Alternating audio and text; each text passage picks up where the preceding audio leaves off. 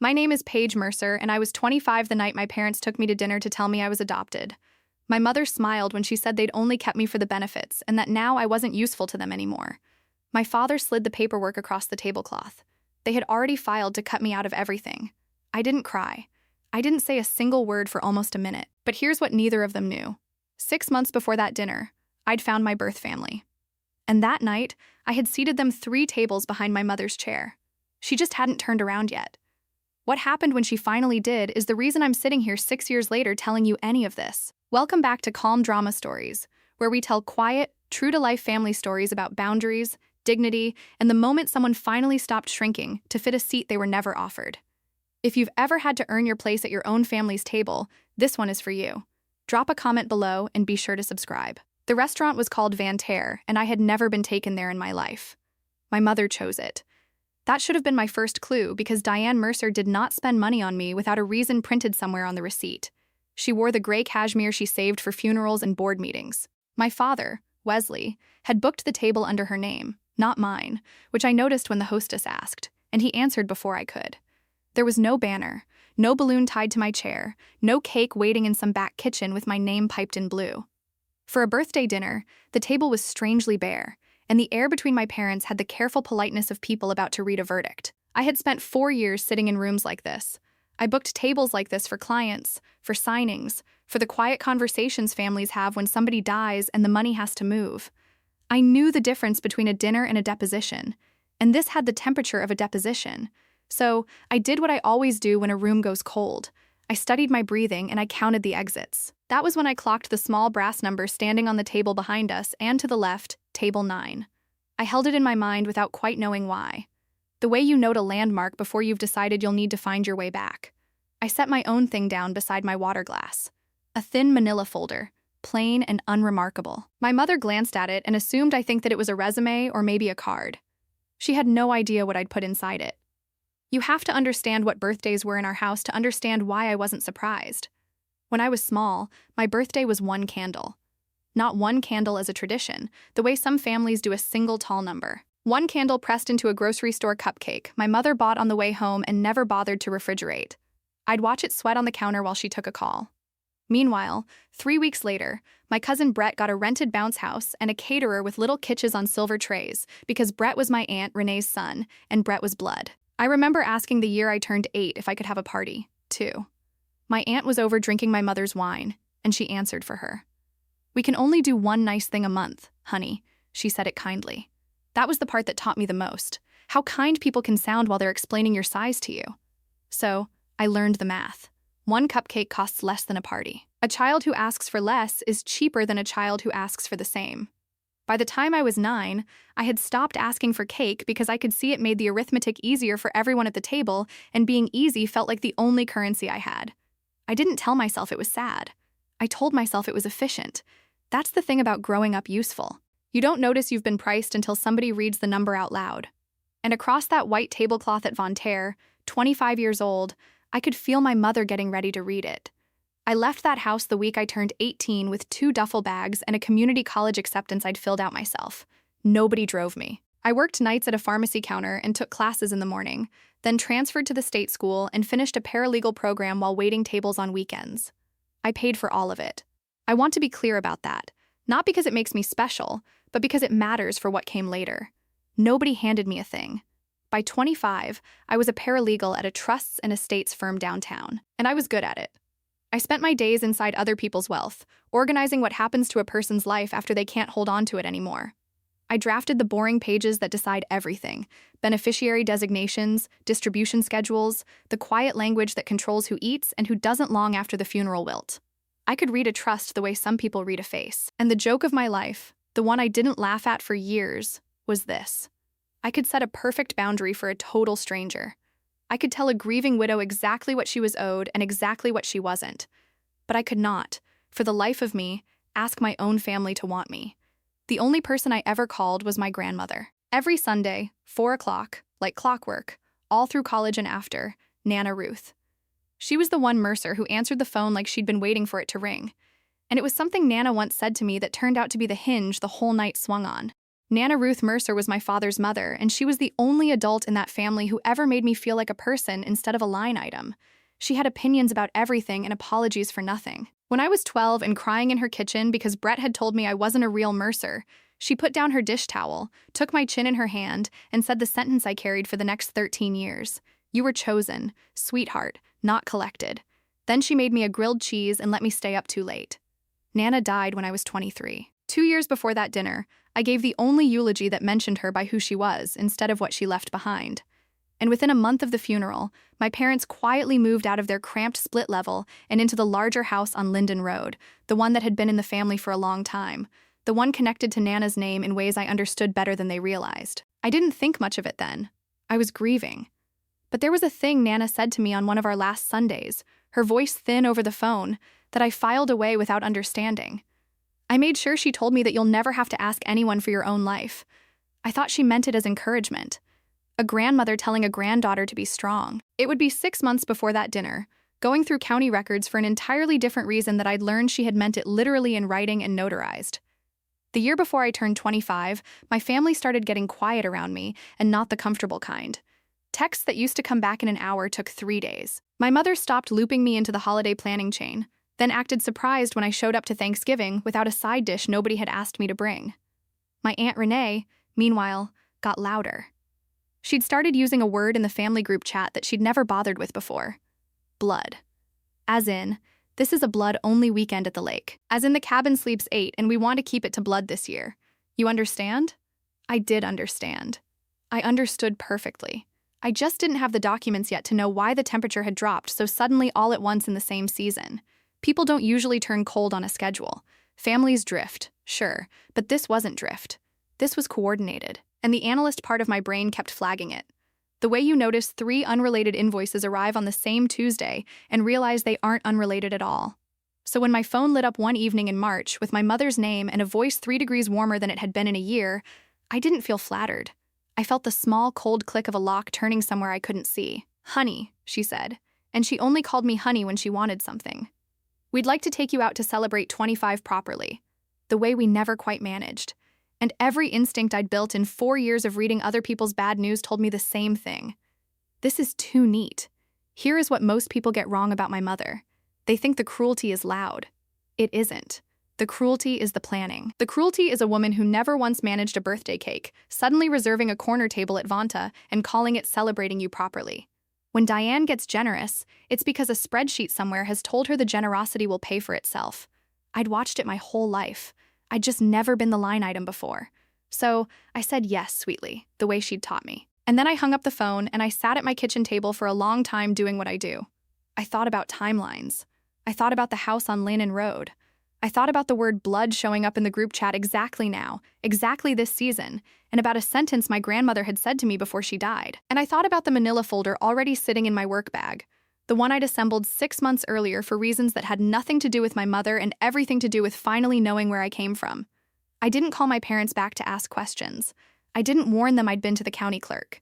Instead, I made a few calls of my own. Quiet ones, the kind you make when you've decided you're not going to be ambushed. You're going to be ready. I won't tell you yet who I called, but I'll tell you the rule I live by. The one Nana never said out loud but taught me anyway. When my mother is sweet, someone at the table is about to lose something. I just made sure this time it wouldn't be me. People assume a story like this is about money. And I understand why. There's a will somewhere, a house, a folder slid across a table. But sitting in my car in the Vanterre parking lot that night, engine off, hands steady on the wheel, the thing I was afraid of losing had no dollar amount. I was afraid of losing the last idea that I had ever belonged anywhere. Because as cold as that house had been, as transactional as every candle and every casserole, it was still the only origin story I had. They were still technically my parents. And if they cut that thread tonight the way I suspected they'd come to cut it, then I would be exactly what Brett had called me at 12. Not a real Mercer, just a girl somebody picked up and put down. That's the wound they were aiming for, and they knew it because it's the wound they'd been pressing on my whole life. What they didn't account for was that the wound had already closed. 6 months can do that if the right people find you. I checked my reflection in the visor mirror, tucked the folder under my arm, and walked across that lot with the particular calm of a woman who has read the last page of a book everyone else thinks is still being written. I wasn't going to a disownment. I was going to a goodbye I'd already chosen. They just didn't know it yet. We ordered drinks before anyone said a true thing. My mother praised the wine list. My father told a story about parking he'd already told in the car. And then somewhere between the bread and the entree nobody would end up eating, Diane folded her hands and shifted into the voice. I know that voice. It's the one she used when she returned a Christmas gift in front of me and explained why it hadn't been practical. We've always done our very best for you, she began. Wesley nodded along a half-second behind the way he'd nodded behind her for 30 years. We gave you a roof, an education, more than some children ever get. I let her talk. I rested one hand flat on the manila folder beside my plate, and I watched my father's eyes flick down to it and away. The folder had a label on the tab, typed, just the top edge showing above my fingers. He could see 4 letters of it if he looked. And he looked too. I covered the rest with my thumb, not to hide it, just to let him wonder. And I watched the wondering start to work on him. My mother kept going about sacrifices, about how a child should understand the cost of being raised, and I thought about a sweating cupcake and 1 candle, and I said nothing. Then she paused, took a small sip, set the glass down with the precision of a woman reaching a slide she'd practiced, and said the line that opened the door to everything. There's something, Paige, that you should have been told a very long time ago. You're adopted, my mother said. She said it the way you'd announced a change to a dinner reservation. We adopted you when you were an infant. You were never biologically ours. I want you to know we never planned to keep this from you forever. She watched my face while she said it, and I understood that she was waiting for the collapse. This was the moment she'd built the whole evening around the corner table and the cashmere and the practiced pauses. All of it engineered to land right here on the second when her adopted daughter learned she'd been a stranger all along and broke into pieces she could sweep up and walk away from. I'd love to tell you it didn't land. It landed. Some part of a person always braces for the floor to be there, and mine had just been told there was no floor. But I'd had 6 months to learn this already, and the only thing my mother actually revealed that night was how little she knew about me. She leaned in almost gentle and delivered the sentence I will hear in waiting rooms and quiet kitchens for the rest of my life. We only kept you for the benefits. She smiled when she said it. That was the detail that freed me in the end, not the cruelty. I'd been raised on the cruelty, the smile. A woman does not smile, delivering the worst news of your life unless she has rehearsed it enough times to enjoy the choreography. And in her smile, I finally saw the whole shape of it. I hadn't been a daughter who disappointed them. I'd been an asset that had finished depreciating. Benefits is a clean word for a dirty arrangement, and my father, to his discredit, tried to explain it like an accountant defending a tax position. There were assistance payments in the early years, Wesley said, not meeting my eyes. The adoption came with a small monthly subsidy when you were little, but that ran out a long time ago, when you were still in grade school. There were tax considerations after that. And there was your grandmother, of course, though he didn't say her name like that. He said Nana had certain expectations about family, that adopting you had helped them meet those expectations, and that meeting them had turned out to be, in his careful accountant's word, worthwhile for a good many years. I sat very still and let the arithmetic of my childhood rearrange itself into its true equation. The 1 cupcake, the hand-me-downs from Brett that came with the tags from Renee's returns still on them. The way the heat got turned down in my room first. They hadn't been poor. They'd been pocketing the difference between what a child costs and what a child generates. And I had been the generator. We invested in you, Wesley said, as if that settled it. As if a child were a rental property with a depreciation curve. And then my mother, impatient with his bookkeeping, cut to the line underneath all the others, the one the whole evening had been built to deliver. The subsidy has been gone since you were a child, Paige. And what came after it ends today? You're 25 now. There's simply nothing further that keeping you up does for us. She said it almost regretfully, the way you'd note that a coupon had expired. Now you're not useful. 2 sentences, and they'd reduced a quarter century of being their daughter to a line that had stopped producing income. I reached for my water.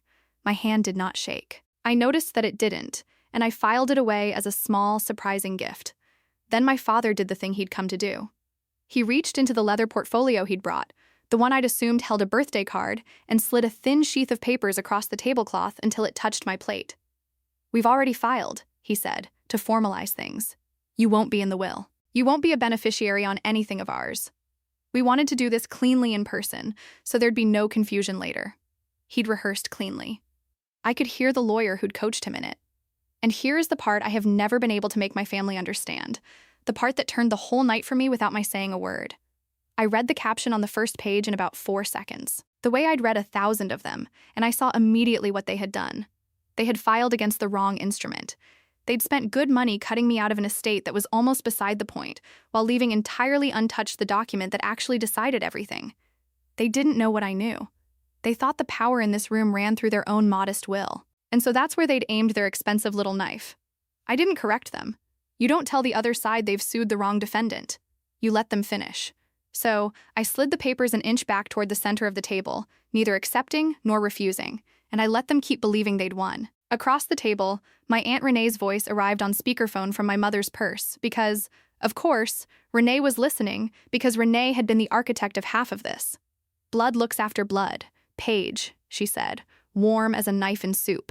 You've always understood that. I didn't cry. I want to be honest, that part of me had expected to, that some 12-year-old still living in my chest had been braced for this exact table since the night Brett told her she wasn't real.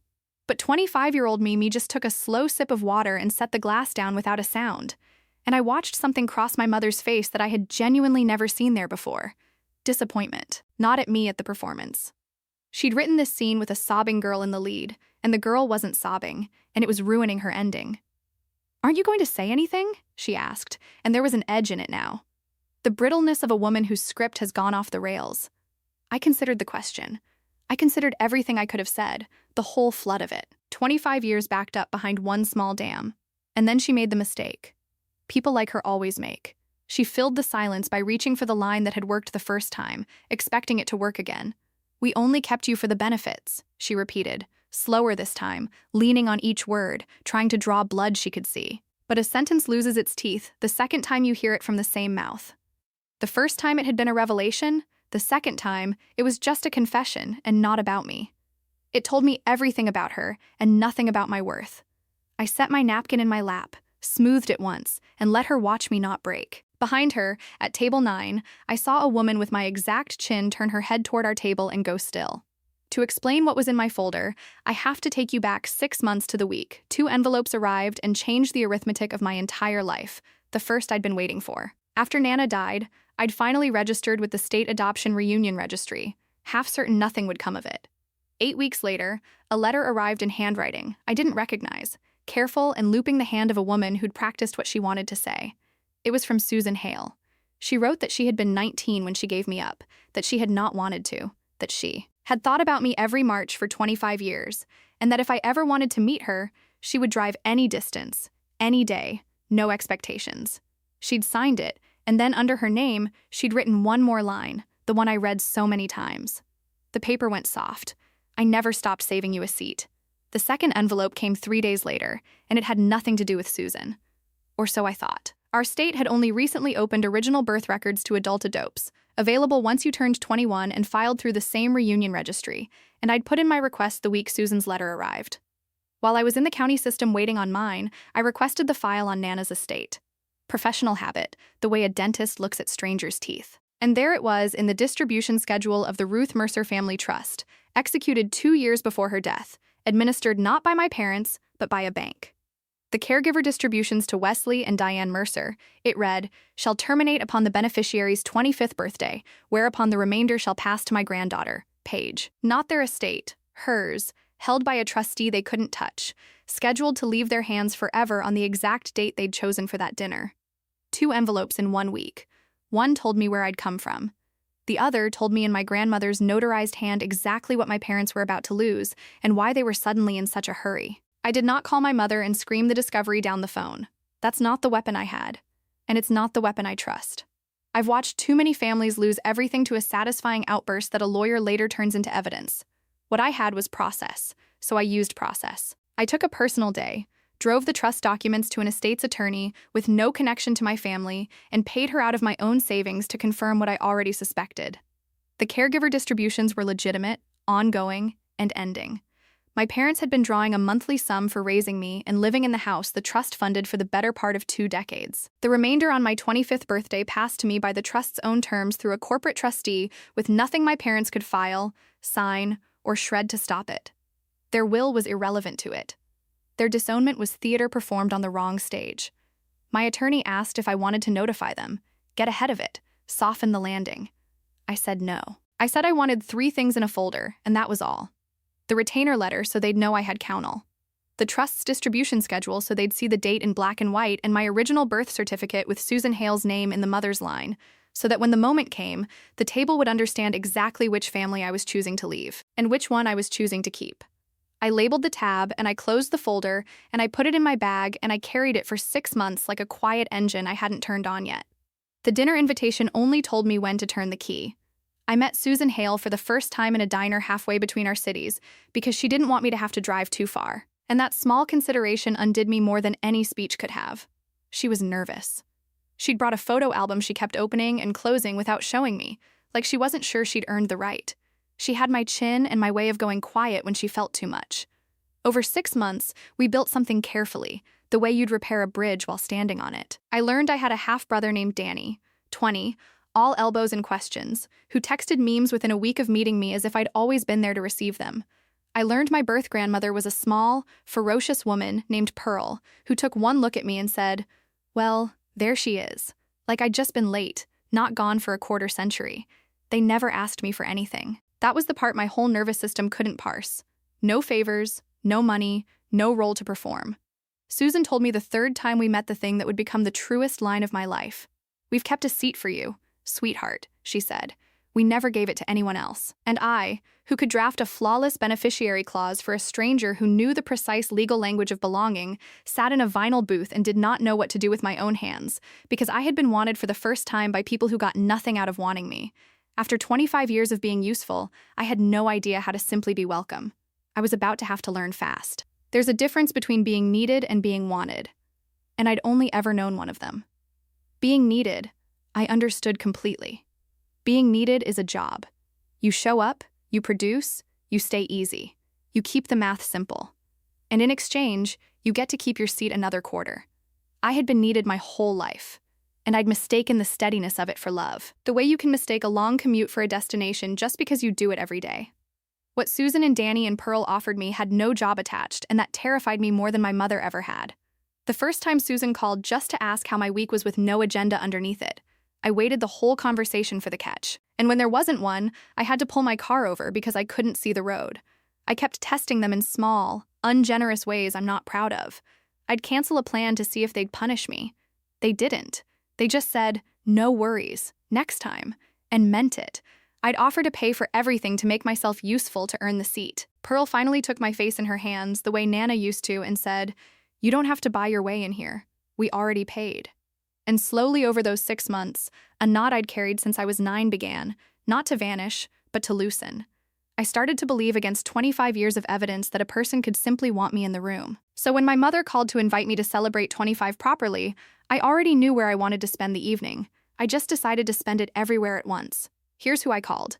The night my mother booked Van Ter, I called Susan and I asked her a question I'd been too afraid to ask anyone in my life. "Would you come to my birthday dinner?" I explained the whole shape of it. The parents, the suspicions, the trust, the speech I could feel coming. I told her I didn't know exactly what they planned to say, but I knew I didn't want to hear it alone. And I knew I no longer wanted to perform the grief they were counting on. Susan didn't hesitate for even a second. She said, "What time and where? And should we dress up?" Then she said something that made me put my hand over my mouth in my kitchen. "We'd be honored," she said, "to watch you not need them." So I made one more call, this one to Vanta, and I booked a second table for that same evening under my own name. Paige Mercer, party of 3. Table 9, the host told me, near the back, 3 tables behind the reservation, already on the books for a Mercer party of 3 at the front. I almost laughed at the geometry of it. They had no idea they'd be performing my disownment within sight of the family that had spent 25 years saving me a chair. I told Susan and Pearl and Danny to arrive a little after us, to order quietly, to simply be there, and to let me come to them when I was ready. I won't pretend I didn't want them in that room. I did. There's a reason the truth lands harder spoken in front of people than mailed in a letter. And I'd watched enough confrontations to know a private one only ever becomes the other side's word against yours. So yes, I wanted witnesses, and I'm not ashamed of it. But Susan and Pearl and Danny were never just witnesses to me, and that was the whole difference between what they were doing and what my mother was doing. The folder was how I'd make my parents understand they'd lost. Table 9 was where I'd go to remember I'd won long before they sat down. Back at the front table in the present, my mother decided the silence had gone on long enough and moved to close the deal. She produced one more page from the leather portfolio and turned it to face me, uncapping a pen and setting it across the paper like a small gift. "It's just an acknowledgement," she said, "that we've informed you, that you understand the situation. Sign it, and we can all have a civilized dinner and go our separate ways." I looked at the page, and I didn't have to read far. The release paragraph opened with the exact boilerplate I'd typed 100 times myself. "The undersigned hereby waives and forever releases any claim, interest, or expectancy." And the rest of it did what that language always does. It wasn't an acknowledgement. It was a waiver-wearing one. A tidy little document designed to have me agree on the record that I'd been notified and had no claim. The kind of thing a careful lawyer drafts to head off exactly the challenge I was in a position to bring. They wanted my signature while I was still bleeding from the reveal before the shock wore off and I could think. It's a classic move. I've seen grieving people sign away fortunes at kitchen tables because someone slid the pen over at the right wounded moment. My mother was counting on my wound. She didn't know it had a trust attached to it. I left the pen where it lay. My father, across from me, kept glancing at my manila folder, and I watched the worry climb up his neck in a slow red tide. Wesley had always been the one who knew where the money actually lived. He'd seen the 4 letters on the tab. He was doing the arithmetic now, the same arithmetic I'd done 6 months before, and I could tell the answer was beginning to scare him. "Is there?"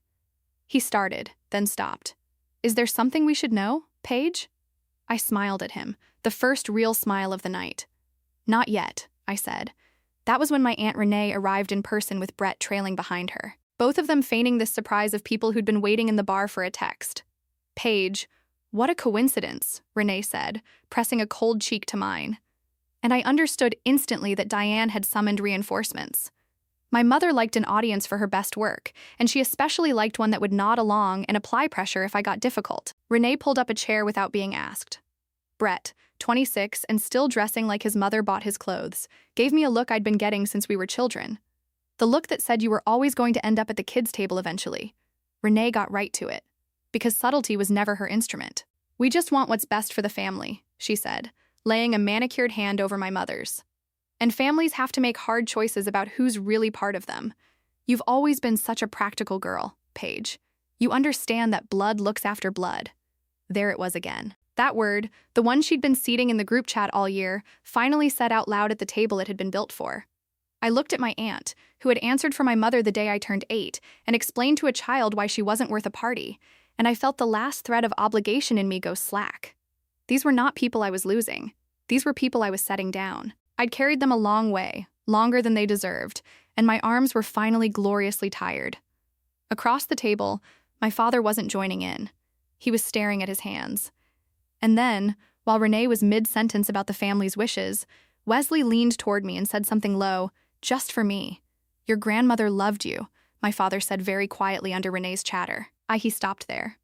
For a moment, I saw the whole other version of Wesley Mercer, the one who might have existed if he'd ever once chosen a harder thing over a comfortable one.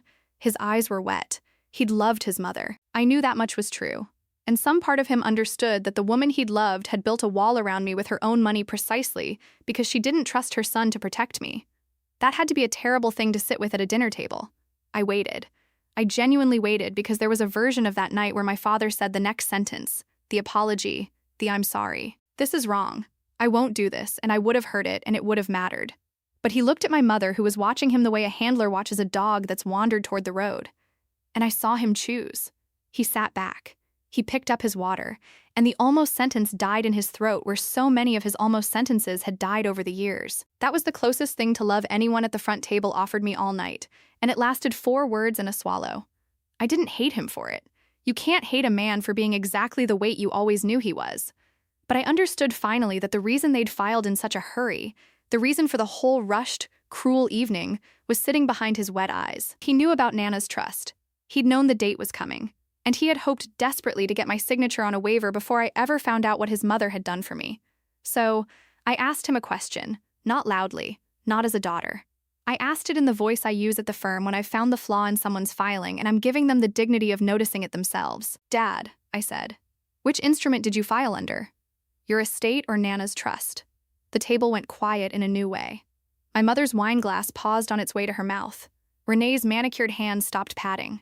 Wesley blinked at me like I'd started speaking a language he half recognized from a country he'd never visited because in 8 words I'd told them 3 things they hadn't budgeted for. That I knew there was a difference between the two. That I knew which one mattered. and that I'd known long enough to learn the vocabulary cold. My mother had never heard me use that voice before.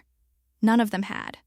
To them, I'd always been the quiet one, the easy one, the girl who took the smaller slice so the table could stay pleasant. They had built this entire evening on the assumption that I would receive my fate, not audit it. What? My mother said, and it came out smaller than she meant it to. What are you talking about? I let the question sit. I've learned that the most powerful thing in any room is the person who doesn't need to rush to the answer. I turned my water glass a quarter turn on the cloth, lined it up with the edge of the manila folder, and I looked at my father, who had gone very pale, and who already knew, and who was silently begging me with his eyes not to open it. Then I opened it. I didn't make a show of it. There was no flourish, no slammed document, no speech. I simply turned the folder so it faced them, and I laid the 3 pages out on the white cloth, side by side, the way I'd lay exhibits in front of a client who needed to understand their own situation. The retainer letter, first, with the firm's letterhead and the unmistakable line confirming that I was represented by counsel. The distribution schedule of the Ruth Mercer Family Trust. Second, with the relevant paragraph already there in black and white for anyone at the table to read. And third, my original birth certificate with Susan Hale's name, where my mother had assumed her own name belonged. I didn't point at anything. I let the paper do the work paper does. My mother's eyes went to the trust schedule first, because of course they did, because some animal part of her had always known where the money slept. I watched her read it. I watched the words go in. The caregiver distributions to Wesley and Diane Mercer shall terminate upon the beneficiary's 25th birthday, whereupon the remainder shall pass to my granddaughter, Paige. I watched her reach the word remainder and the word Paige, and I watched the color leave her face from the top down, like a window shade being drawn. She looked up at me, and then at Wesley, and then back at the page, the way people do when they're hoping the second reading will say something kinder than the first. It didn't. It never does. Mom, I said gently, because I could afford to be gentle now. You filed against the wrong family. The one you cut me out of was always the smaller one. My mother is a fast woman, and I'll give her that. Even now, it took her about 10 seconds to assemble the full picture, and I watched her do it in real time. The house on Lane Road, funded by the trust that she'd assumed she'd live in forever. The monthly distributions that had quietly furnished her comfortable life, and that stopped by their own terms tonight. The remainder, the real money, the part she'd spent 2 decades adjacent to and never controlling, passing on this exact date to the daughter she'd just told she was finished with. And the waiver, her clever little waiver that I'd been seconds from signing, that would have been worth precisely nothing because it released a claim on an estate that was never where the value lived. She had aimed every weapon she owned at a will and missed the trust entirely. The cruelty had been free. The mistake had been expensive. And here is where I learned the last thing my mother had to teach me, which is that people like her never apologize at the moment they're caught. They pivot. Her face rearranged itself, the cold draining out and a terrible warmth flooding in, and she reached across the table for my hand. Paige, she said, and her voice had gone soft and wet and maternal in a way it had never once been when it cost her anything. We're still your parents. Whatever's in those papers, that doesn't change what we are. We're family. The word family from the mouth that 20 minutes earlier had said, we only kept you for the benefits. I looked at her hand, reaching for mine, and I did not take it. The same sentence that had been her weapon was now in this light. The confession that cleared me to leave. People expect this is the part where I made them pay, where I detailed exactly what the remainder was worth, watched them squirm, maybe ordered the most expensive thing on the menu and left them the bill. I understand the appetite for it. I've felt it. But I want to tell you the truth about power because I handle it for a living. The strongest position in any room isn't the one holding the biggest number. It's the one that doesn't need the number at all. I had a career I'd built with my own hands. I had savings, I'd earned waiting tables and drafting documents. I did not need Nana's remainder to be free. And that more than any dollar figure was what my mother could not survive understanding. So I closed the folder. I gathered the 3 pages back into it unhurried. And I kept the pen they had brought for my surrender and set it neatly beside her plate. I'd won the thing they thought we were fighting over before any of them sat down. And I'd won it by knowing, by preparing, by refusing to be ambushed. There was have been. Sit down, she said, and the soft maternal mask slipped, and the old cold control snapped back into her voice like a bone setting. Sit down, Paige. Where on earth do you think you're going? Renee straightened. Brett for once stopped smirking. My father just looked tired, the look of a man watching the only good thing his mother ever did walk out of his reach forever. I picked up the folder and held it against my chest. And I looked at my mother, who had spent 25 years in an expensive dinner trying to make me understand that I had no real place anywhere. And I told her where I was going in the plainest words I owned. My birth family is sitting 3 tables behind you. I didn't say it, crew. I didn't need to. The sentence had been true for the entire meal. True while she smiled and rehearsed and slid her waiver across the cloth. True the whole time. She believed she was performing my disownment to an audience of strangers. She hadn't been performing it to strangers. She'd been performing it within arm's reach of the people who'd been saving me a chair since before she ever decided I'd stopped being useful. And I watched my words travel across the table and land. And I watched my mother begin, very slowly, to turn around in her seat. My mother turned around slowly. The way you turn when some part of you already knows and is begging the rest of you to be wrong. The cashmere shoulders rotated, her chin came around, and there at table 9, 3 tables back, beneath the warm low light, were Susan and Pearl and Danny, who had been there the entire time, who had ordered quietly and eaten almost nothing, who had watched my mother deliver the worst sentences of my life, and had kept their seats and their composure because I'd asked them to let me come to them. Susan met my mother's eyes first. She didn't glare. She didn't gloat. She just looked at the woman who had raised her daughter on one candle and a calculator. And then she looked at me, and her whole face opened like a window in spring. Pearl, small and ferocious, had her napkin already folded by her plate, ready. Danny had stopped pretending to look at his phone. My mother's gaze went from Susan's chin to mine and back again, doing the resemblance math. And I saw the exact moment she understood that the family she just told me I didn't have was sitting 15 feet behind her in real chairs at a real table. Having watched her do the one thing she could never take back in front of witnesses she didn't know she had. She turned back to me and her mouth opened and nothing came out. For the first time in my entire life, my mother had no script. And in the silence where her next cruel line should have been, a chair scraped back at table 9. They stood up, all 3 of them, not to make a scene, not to confront anyone, just to be on their feet when I crossed the room to them the way you stand for someone arriving at a gate after a long flight. Pearl stood first because Pearl does everything first, and then Susan, and then Danny, knocking his knee on the table leg in his hurry. They didn't say a word to my parents. They didn't have to. Their standing said the entire thing. The restaurant had gone quiet around us. The particular hush of strangers who can feel that something true is happening and have stopped pretending not to watch. A waiter froze with a tray.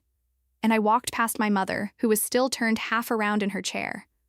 Past Renee, whose mouth had finally run out of the word blood. Past my father, who lifted his eyes to me as I passed, and then dropped them again, choosing comfort one last time. 15 feet, 3 tables, 25 years. When I read them, Pearl took my face in both her hands, the way Nana used to, and Susan pulled out the empty chair beside her own, the 4th chair, the one they had asked the host to set, even though their reservation was for 3. And she said the words she'd written under her name in that first letter, the words that had gone soft from my reading them.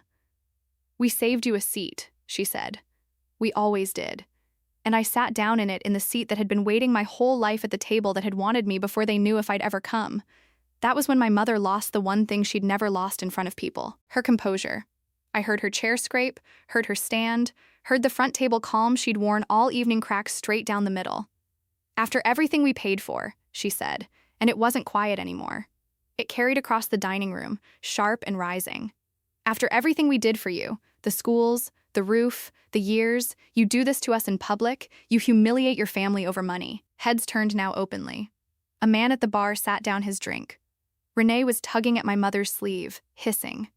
"Diane, sit down. People are looking." But my mother was past the reach of her own handler for the first time in her life because the script was gone, and all she had left was the truth coming out sideways. "We gave you everything," she said to a room full of strangers. And I noticed she said gave, not loved. Even now, even cornered, the word love would not come because it had never been in the inventory. I stayed in my seat at table 9. I didn't stand to match her. I didn't raise my voice to meet hers. Susan's hand had found mine under the table, and I just held it and let my mother be loud because the loudness was doing my work for me. Every person in that restaurant was watching a calm young woman seated quietly with people who clearly adored her and a furious older woman shouting about everything she'd paid for. And there is not a human being alive who hears a parent screaming about money and thinks, there's the real family. My father never stood at all. He just put his face in his hands. I let her run out of words the way a storm runs out of rain. And when the quiet came back, I did one last thing before I gave her the rest of my attention to my actual family. I stood, walked the 3 tables back to the front, and set a single page down on the white cloth in front of her, the trust's distribution schedule. I left it face up. I didn't need it anymore. My attorney had the originals, and I wanted my mother to have something to read on the longest evening of her life. "You can keep this one," I said. "You'll want to understand what ended today and what didn't." She stared at the page.